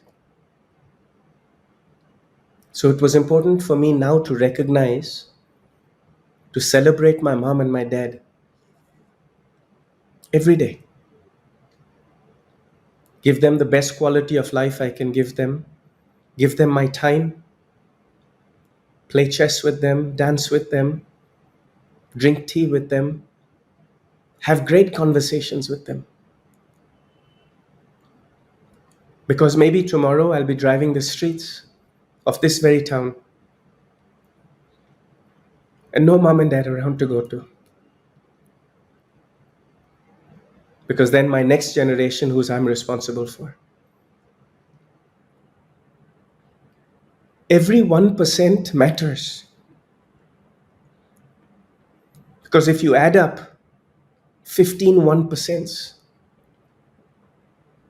that 15% allows you to live a successful quality of life, even if you go tomorrow or even if you go tonight. You've done your bit to be the best that you can be. And that's all that your well wishers can ask for. Keep adding up your 1% and eliminate your negative 1% every day. That's how winning is done. And that's why I like your show, Vishal. You've been a champion, Leander, all through your life. And as I mentioned, I came to this episode with the idea of seeking the ideas of Leander, the tennis player. But I'm, I'm going on with this idea or revelation of Leander, the great human being that you are, right? For the kind of life that you've lived on court and off the court, and the kind of not just a champion tennis player, but also a champion son, a champion friend that you've been, now a champion mentor to a lot of thousands of kids out there, with the way that you're giving back to the society and with the way you're taking care of parents. I think there's a huge role model that we are looking at, especially the youngsters, especially all the people out there, right, who've counted you as a champion. So I think that's a great lesson from you. Uh, as I mentioned again, and I'll repeat again, this is turned out to be 100% show, not just a 1%. So special thanks, thank you so much for that, Leander. Uh, It's a pleasure. so, Leander, the underlying theme of the 1% show that we've already talked about is how small, gradual changes can result into big outcomes over a period of time. When you look back at your own journey, what's one piece of advice you wish you could have given your younger self when you were just starting out in your career to improve 1% every day? And what were those areas of small, gradual 1% improvements that you would have suggested? I had a fantastic childhood, Vishal. My parents gave me the best that they could have. They were there for me even when I was wanting more. They taught me to learn how to provide for myself whatever I needed. And the lessons that I learned from my parents were about good sleep, good nutrition, and regardless of what comes into your mind, which you cannot control, good thoughts. And if there was negativity, one of the big 1% that my dad taught me was whatever negative thoughts come into your mind and whatever fear comes into your mind, turn that into an energy force to fire your good thoughts. So I knew for sure I was going to play for the flag. I knew for sure I was going to win an Olympic medal. I knew for sure I was going to play for our people. I did not know what sport, I did not know what platform, I did not know what vehicle. But whenever doubt came or whenever negative thoughts came, the greatest 1% that I feel has enabled me to become a champion is to turn negativity into positivity, to turn adversity into opportunity, to turn pressure into wind within my wings. That's my journey. How much can you take and keep moving on? One of the favorite Stallone, Rocky Balboa lines in his first Rocky movie is, how much can you get hit? How much can you take? How much can you fall down? Get up, dust yourself off, and keep moving on. That's how winning is done. I feel like the other 1% were a lot about sports science, about how to bridge Eastern philosophies, yoga, meditation, breathing, techniques that India and Asia are so rich in, and the 1% of adding that and bridging that to my own understanding of the Western professionalisms, training techniques, methodologies, science, um, sports medicine. And I think that 1% of bridging Eastern philosophies and strengths and Western philosophies and strengths and putting them together is the big reason why I played for 39 years and till today have not had one sporting surgery. Not one. It was the preparation and the homework that allowed me to stay injury free. The preparation and the homework that allowed my mind to take breaks within the days, take breaks within the seasons, takes breaks where I could shut the mind off and could shut the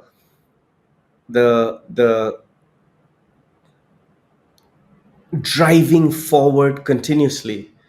I could refocus and say today is a day of rest. Today is a day of recovery. Today is a day of nothing. Just nothing. Because then tomorrow I'll have enough energy in my body and my mind and my soul to actually go 2 days ahead. So sometimes going backwards is not a bad thing. It allows you to catapult forwards and achieve greater things. There's so many 1% we could go on for days. Also, another 1% is, it's a 1%, but it comes in a negative thought, is how to stay away from the compounding of negative 1%. Let me rephrase. I've never touched alcohol. I've never drunk. I've never smoked. I've never done drugs. I've never gambled. I've never cheated. Just don't know what those things are. I'm not judging anyone who does drink or smoke or or their things or gambled. Um, but for me, that didn't work for me. And the reason it doesn't work for me, because it takes me away from my passion of doing something that requires me to be present at all times. It requires my physical and mental aptitude to be present at all time. I felt that being 5'10" in height, competing against a 6'4", 6'5", 6'7" height athlete from Germany or from France or from America, I had to have my full prowess, both physically and mentally, alive at every given time to be able to achieve what I wanted to achieve. So sometimes staying away from things that are not serving your purpose is important because you're taking away the negative 1%. If I smoked, my lung capacity would be weak. If I drank, my muscle fiber tissues would be weak and hence tear. If I gambled, I would not be able to save money for my next coaching session or for my next hotel because I'd have to sleep then in the locker rooms. So there was always a method to the madness, but staying away from the negatives are also a 1% in the positive. Staying away from toxic people or toxic energies, staying away from negative thoughts. I find there are quite a lot of people out there who defeat themselves. लोग पूछते थे बचपन पे औकात क्या है आपका Wimbledon जीतने के लिए पहला खेल के देखा लोग पूछते थे कि आप तो खिलाड़ी नहीं है टेनिस का आप फुटबॉल खेलते थे मम्मी पापा हॉकी और बास्केटबॉल खेलते थे आप टेनिस में क्या करेंगे ओलंपिक मेडल जीतेंगे किसी और ने तो नहीं किया आप कैसा करेंगे ओ ग्रैंड स्लैम जीतेंगे पहला पहुंच के देखा so if I engulfed myself in thinking about what other people think of me or what other people think of what I can achieve or not, it's 100% a failure. And this is where I have an issue with society's norms. The fact that it's society's norms, who built society? हम लोग आज लोग कह सकते हैं कि हाँ आप विंबलडन जीत सकते हैं क्यों क्योंकि लिएंडर ने जीता है लोग कह सकते हैं कि यू कैन बिकम अ करोड़पति क्यों क्योंकि आज इन्वेस्टमेंट मार्केट में बहुत सारे करोड़पति हैं मगर विंबलडन जीतने के पहले कौन बोलते थे कि इंडियंस जीत सकते हैं विंबलडन या ओलंपिक मेडल इंडिविजुअल स्पोर्ट में जीत सकते हैं कौन बोलते थे कोई नहीं तो don't get engulfed in people's perceptions of you. Their perceptions of you do not reflect you, it reflects them and their mediocrity of thinking. You have to still run your race. You run your race just like on a 100-meter sprint at an Olympics. There are 8 lanes. You can't cross lanes. You have to run your race. So it's important also not to let other people inside your lane, to infiltrate on your focus, on your thinking, on your zone. अपना जिंदगी खुद को ही जीने का है ये नहीं जीने का है कि by his or her thoughts or society's norms that's how I must lead my life. Not at all. I will respect everybody for their beliefs, but what I need to do I will do. I will earn my respect from people by respecting their lives, and I will 100% command my respect from them for respecting my ways. And if they don't respect me, no problem. They're not part of my world. I will definitely block them out. It's important to stay true to your calling. It's important to know what your North Star is. वो तो जिंदगी में ज़रूर सीखें.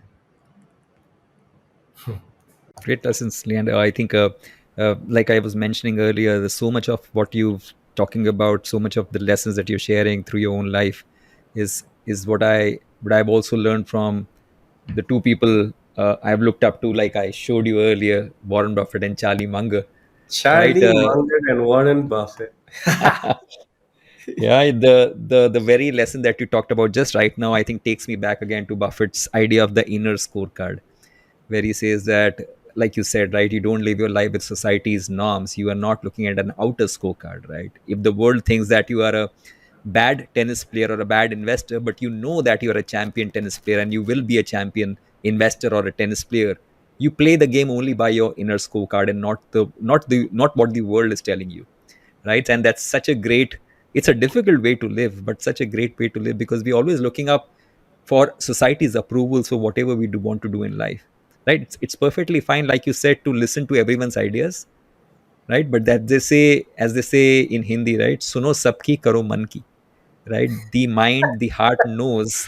We know within ourselves, the inner scorecard tells us the kind of persons, people that we are, and the kind of people that we can become with enough hard work and enough moments of strife and luck, right? But people who, I think, people, and you were a testimony, I think you were living a proof of living life on your own terms, working hard to reach a milestone, to change the society's views that if Leander can do it, someone else can also do it, right? Which was not the case earlier. So kudos to you, thank you so much for that. I'm a uh, big fan of both Charlie Munger and Mr. Buffett. correct. I got to meet Mr. Buffett, and we have one thing very much in common. We both love peanut butter jelly sandwiches. Mine comes only from my passion of Elvis Presley, and my dad was a musician and he loved Elvis Presley. He left me with 250 Elvis Presley vinyl records that I used to listen to. A lot of his gospel music, what I listened to, not just the rock and roll. But when I met Mr. Buffett, I teased him about his peanut butter jelly sandwiches, and he was like, "How does an Indian know about peanut butter jelly sandwiches?" He was very cool the way he said it. And Charlie Munger, what an inspirational story! It's the hardships the man went through, the way he just handled adversity and kept on turning it over. Um, it's interesting, Vishal, on how people like you and me who are so inspired to achieve success in whatever success means to us, but we're also practical people, on how a Mr. Munger and a Charlie Munger and a Mr. Buffett become role models to us. Because I think that regardless of any walk of life you're in, to achieve success, you need to do certain things in your daily lifestyle to achieve that success. And whether it's my investments financially, or whether it's in my investments as an athlete, or whether it's my investments as a son, a brother, a father, a best friend, or whether it's my investments um, as a human being, I really believe and buy into and uh, try to live the best that I can, following heroes and mentors like Charlie Munger and Warren Buffett. I think you've got two great uh, mentors slash friends. I think they are two great people to study. Their books, their learnings, their teachings are great ways of life, regardless of what you're trying to achieve. Talking about the new generation, and I think you're doing a lot of that, for like we talked about training future Olympians in India, not just in tennis but any kind of sport, right? But we are living in a world where there's too much emphasis on performance and results, and this is not only true for tennis but outside of it, any place you go. And especially in a world of social media, we all seeking performance and results as fast as we can, right?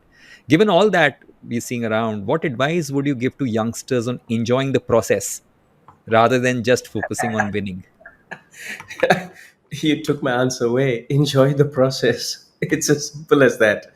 I think Gen X, Gen Z, Gen Alpha, whatever we want to call it, the new gen, um, they have so much pressure on them because of this instant gratification of social media, smart gadgets, all these apps that are out there, constant dopamine rush, endorphin rush, constantly having some smart gadget attached to your body.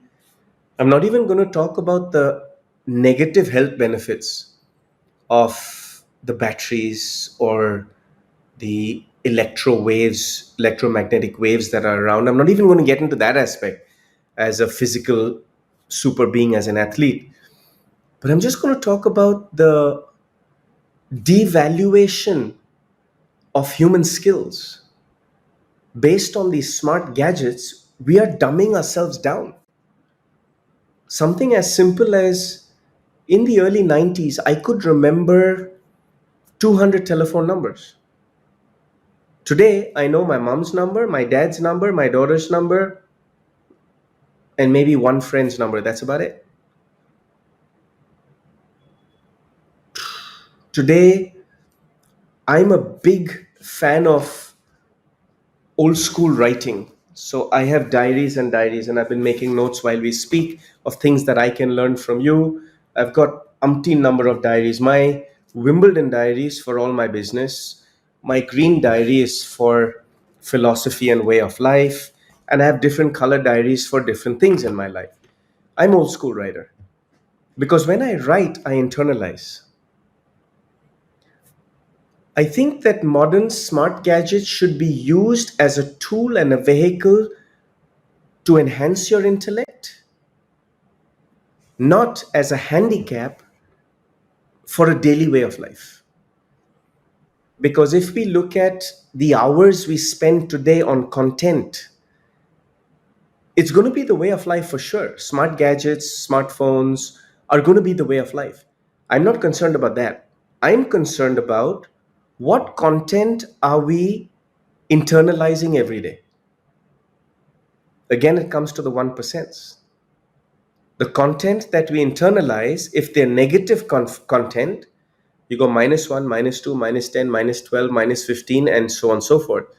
Whereas if we're using smart gadgets and tools to sharpen our craft of whatever business we're doing or whatever craft that we are doing to enhance our lives, and if we use YouTube and social media and X and Google and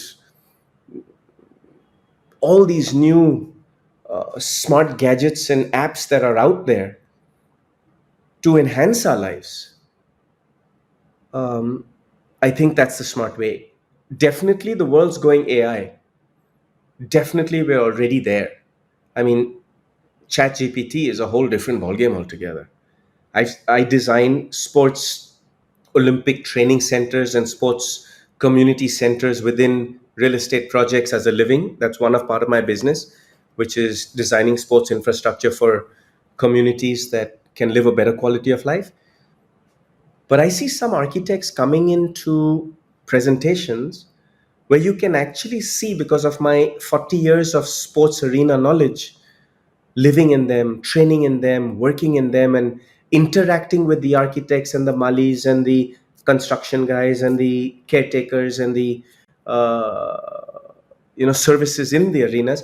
I can see these architects using a chat GPT or using these smart apps to pick the best drainage from this stadium and the best roofing from that stadium and the best locker rooms from this stadium and the best, and mashing it together. And I'm looking at that going, that's artificial intelligence playing itself out. But if you looked at it on the surface of it, it looks like the best of all worlds.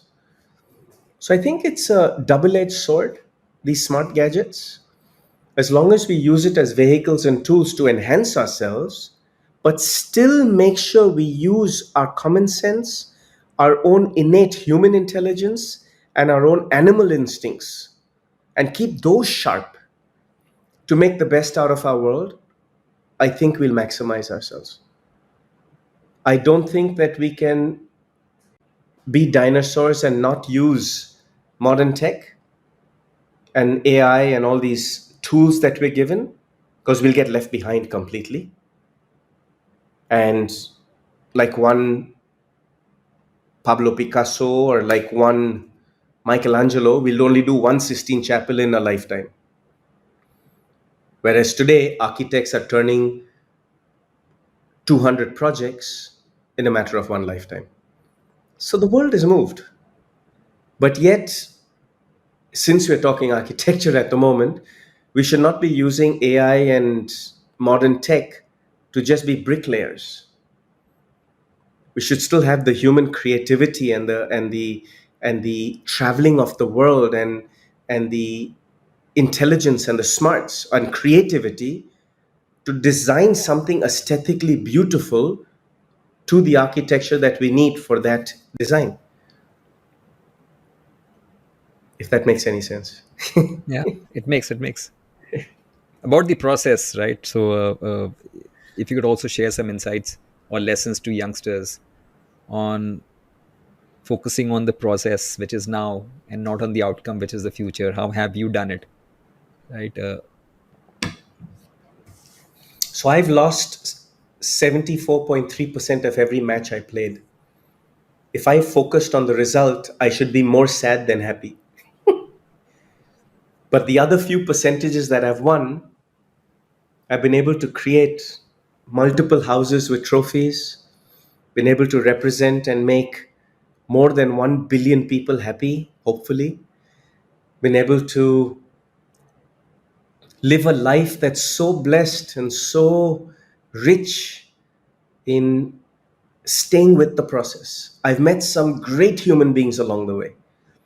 My tennis coach, Bob Carmichael, coached me for 19 years. He was from Melbourne, Australia. He used to play tennis in the summer months.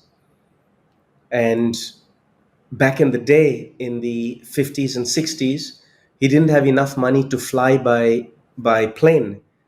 So he would stay in Europe in the winter months and build houses. So his nickname was Nails because he was always playing with nails, hammering them into the rooftops of European houses. So in the winter months, they'd still have insulation and stay warm.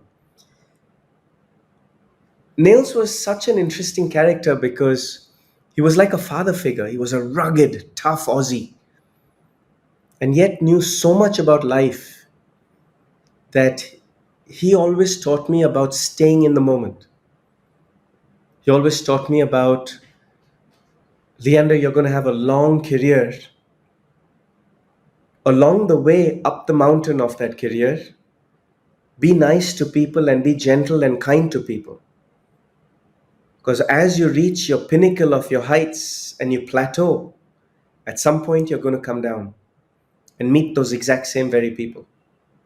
And they're going to remember how you treated them on the way up, and that's how they'll treat you on the way down. I never forgot that lesson because my father would always be the first one with his hand on my shoulder when I lost. And whenever I won, I couldn't find my dad. He was already moved on to the next lesson. He was already moved on to the next task. He was already planning my diet, my fluids, my sleep, my travel, my daily lifestyle for the next task, which generally was within 24 hours. So there was not much time for great euphoria and elation when I won. And there was only little time for reflection, but zero time for sorrow and depression when I lost or failed. And I think the process is an everyday process. I think that doing 1 day of great work and 6 days of rubbish is not going to achieve a sustainable success story. I think that success is built on a daily lifestyle, on a daily routine, on a daily way of thinking. That's another thing. I think that people think that success is only a physical act. No. Success starts with mental, then moves to emotional. And if those two places are in the right place, then it enacts itself physically. But what you think and do brain mapping of will determine how much success or failure you will have and how you will handle both those two imposters either way. So staying in the process is a life journey. It's tough sometimes when we get bombarded with all this social media, news, channels, and conversations of your close friends in your family, because they're going through so many different things at the same time. But it's important to sift it and pick on to what's important for your life. So my next question to you, Leander, is about the best piece of advice you ever got in life, in tennis or outside of it. God, that's a hard one. I'm sure you got a lot of advice, a lot of wonderful advice, but if you were to pick out one great piece of advice, one or two, what would they be? I'll pick out one from one of your favorites, Mr. Buffett.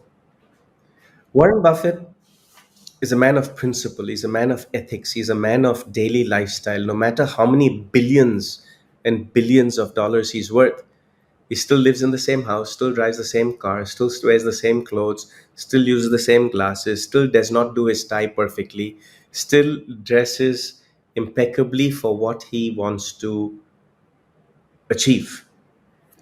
Mr. Buffett's advice of doing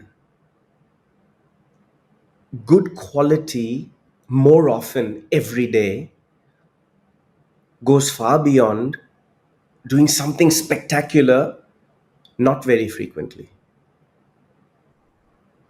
Different words, but the meaning's the same. Be good much more often at a higher percentage every day in all your different walks of life, and you'll achieve great success rather than having a great spurt of excellence in one way, but then minus 1%, 1%, minus 1%, minus 1%, minus 1%, which undoes all the good things. So, risk management is important, danger management is important, lifestyle management is important, friendship management is important, investment in different aspects of your life or in different investment in different departments of your life and managing that is very important, because some of us take on so much of work. Like, I've got so much on my plate that one big word that I always have to keep in check is prioritizing. I can't do everything every day. It's impossible. I'll be so rubbish at it. I'll be failing more than 74.3%. But do one, two, or maximum three things in a 24-hour period and do it really damn good. And Mr. Buffett is a great hero and a great mentor and a great North Star to have. And do good more frequently every day is a great way of life. You have a habit of writing out your notes, and you talked about the benefits of doing that. I'm sure you're also an avid reader. So, in all my episodes, I always seek out the recommendation for books that have inspired people a lot. So, are what are your recommendations for one or two books, maybe biographies of tennis players or something else that has inspired you in life, become a better human being? Any one or two book that you can highly recommend? You know, interestingly enough, I was just going through my dad's sports science book. It's called the Merck Manual. It's all about medicine, so don't read that. It's just pure hard medicine. Um, but I love reading. I am always about reading. Um, Interesting enough, I'll just come back to the last question because I believe a lot in karma, and it's so interesting that we talked about the word prioritize. That's right at the top of my book in part of the work I was doing. But every single day, 108 is my number, and prioritize is what I'm always looking at. So it's really funny. Um, to keep it really natural and real, let me see on my notes what are the next books that I want to read. I want to read Roger Federer's new coffee table book that's come out. I believe the pictures and the storyboarding is just phenomenal. That's my list of books to read.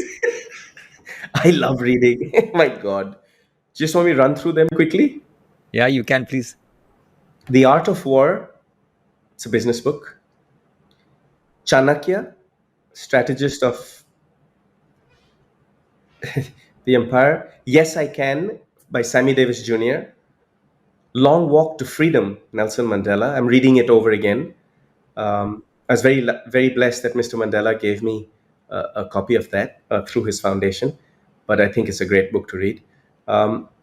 His Life and Times of Muhammad Ali, The Gene, An Intimate History by Siddhartha Mukherjee, Being Immortal by Atul Gawande, Legacy of Champions, Invitation Cup winner. Oh my gosh. And then it goes on. The Monk Who Sold His Ferrari, I've read that a few times.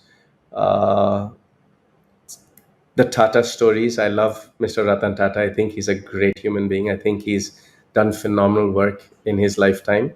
So, a lot of his stories. Oh, The Tao of Warren Buffett. That's one. One of two of my favorite books, Walt Disney Story. I lived for 31 years, 6 minutes away from Mickey Mouse and Minnie Mouse.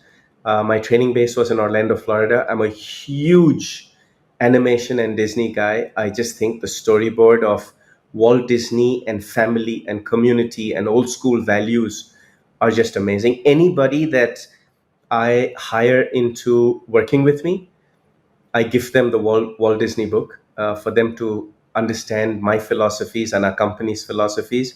My company's name is the Flying Man Ventures. So we have Flying Man in different ways. Just like Michael Jordan had the Jump Man, my backhand is not very good, Vishal. So when I couldn't reach the ball, I used to dive and I called him the Flying Man.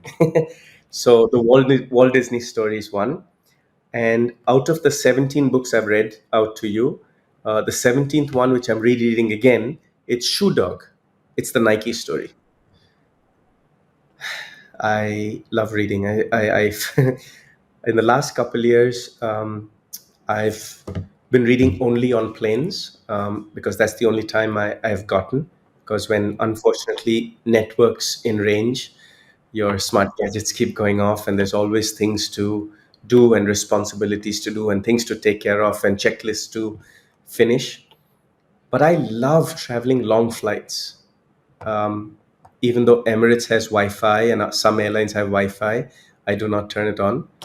I love taking my books and my knowledge and reading and absorbing and keeping on filling this vessel with knowledge, so then I can impart it hopefully to others through the way I live and through the way I articulate my life lessons and my journey. Wonderful. Great. A couple of more questions, Leander. Uh, as you look back at your illustrious career, it spans like 4 decades almost. What do you hope your legacy will be, both within the world of tennis and beyond? So, how would you like to be remembered? Never thought about it. I just live it. I mean, if you had to look at legacy of my craft, I always wanted to win an Olympic medal. I always wanted to emulate my dad. I always wanted to put a roof over my head, put food on the table, educate my children well. I have an orphanage. I have 10,000 kids, and that's just expanding and expanding across the world. So I support Mr. Mandela's Children's Fund. I support Future Hope. I support children off the streets to give them a education in sport, because I believe that tennis is the first sport and one of the only sports that had equal prize money for boys and girls, had equal opportunity for girls and boys, and had equal scholarships for girls and boys thanks to Title IX. I think sport is a great way to teach our children vocational skills to earn a living or get an education or earn a job. But more than that, Vishal, it's also to get them happy endorphins, dopamine, the sun, and D3s and D6s, and get them to use the Maidan and the playing field, even if it is the underneath of a bridge, to build friendships and camaraderie and leadership and all the beautiful things that teamwork and sport can teach you. But I think sport is one of the greatest ways to unite people, regardless of their religion, caste, culture, skin color, dialect, language, regardless of our differences. I find sport and music And these different vehicles can bring people together. And that's my mission, is to use sport as a vehicle to educate 250 million children to better their lives. I know all cannot be champions, but all can definitely have a better quality of life by playing sport. What should my tombstone read? Don't know. What should my fans think of me? Have to ask them. And what should society remember about me? Not really worried about it. More busy living life, more busy focusing on how I can better myself. There'll be some poet one day, probably not Rudyard Kipling, but there'll be a poet someday who writes my tombstone or writes my legacy or writes my autobiography, or there'll be someone there to judge me for sure. I'm not worried about the judgment. I'm too busy living. That's right. That's great. I remember Charlie Munger just a month before he passed away. So there was an interview where the interviewer asked him, "What would you want to get written on your tombstone uh, in 10 words? Tell me in 10 words." And he said, "I don't have 10 words, but I'll keep it very short." And the message was, "I tried to be useful."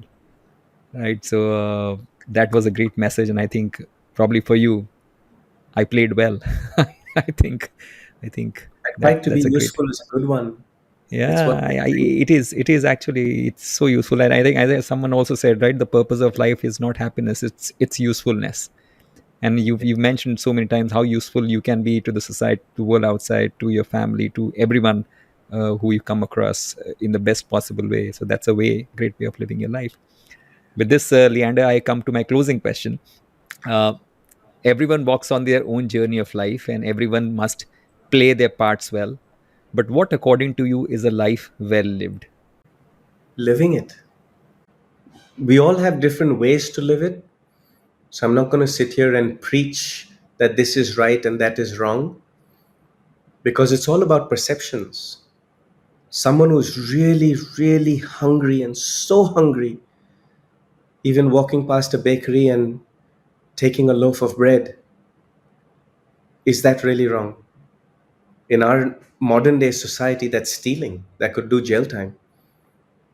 But I think that it's important to live life. It's important to be true to your own essence, whatever that is. Your own religious beliefs, keep them internal, keep them private, keep them with you. Your own ability to learn languages. I speak 11 languages, so keep learning as many as you can. So that why?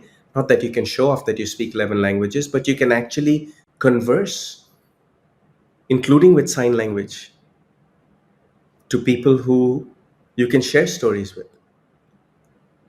And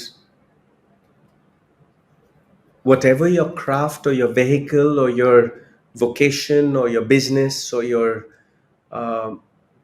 Maidan and playground is, to see how you can influence that playground to the best of your ability, so that not just you, but others buy into that and create global, worldwide success. Being that influencer, that differentiator, that X factor. I call it magic. I'm always looking for the magic in human beings and from life. There's so much of magic out there in the world. Just have to be present. So living it, living life is the greatest joy of having a breath and a body and a mind and a soul. That's a wonderful note to end this conversation, Leander. I want to express my deepest gratitude. Thank you for your time and openness today. Your presence, I think, on this podcast has been nothing short of inspiring and magical for me. And it's been an absolute honor and privilege to have you on this episode. I think your words today will undoubtedly inspire the listeners, the viewers, whether they are aspiring athletes, they are young professionals, or anyone facing challenges in their life. So thank you for being so generous with your time and for leaving me with so many valuable insights. And I wish you all the best in your future endeavors, wherever you go, whatever you're doing. Thank you so much, Leander. It's been my pleasure, Vishal, and also 1%. Thank you for reminding me of my father, who, from ever I could comprehend, from the age of 3, 4, and 5, and 6, all the way to now, 51, he always talked about the 1%. That's why I got so emotional halfway through, because you touched a chord. Your legacy and part of your legacy and part of your teachings are very similar to what my father taught me. I hope every viewer out there counts their 1% in a positive way and multiplies that, and counts their negative 1% and does not compound that. The difference between success and failure is about the ratio between the negative 1% being outdone by the positive 1%. So thank you for having me, and Thanks, Leander. God bless. Thank you so much, Leander.